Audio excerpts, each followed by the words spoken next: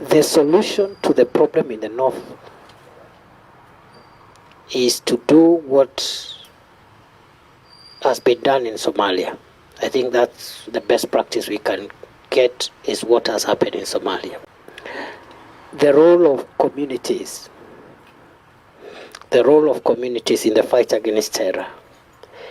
And I think a suggestion has been made. It will be dangerous for us to start apportioning blame and saying the leaders are to blame, or the administration is to blame, or the security agencies are to blame. The solution to the problem in the north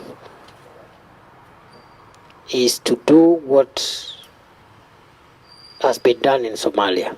I think that's the best practice we can get, is what has happened in Somalia, where the local community together have decided enough is enough with Al-Shabab.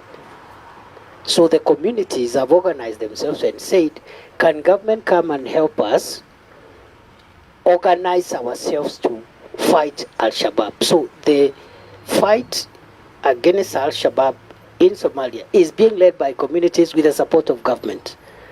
And I think for me that's where we are headed.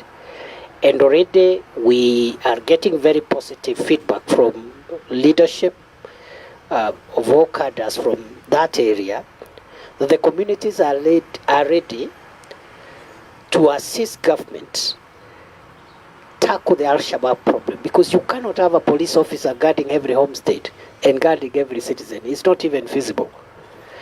And I've also said that because of the very close relationship in terms of language, religion, and culture between our brothers and sisters in Northeastern and the people who come from the other side of the border, this problem can only be resolved if it is community-led with the support of government, so that again we don't have anarchy.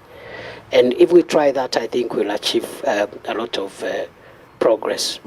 It's just a matter of time. In the next few months, we'll crush all those elements and get our country back, because I think everybody now in our country is fed up with this problem, and the problem is temporary.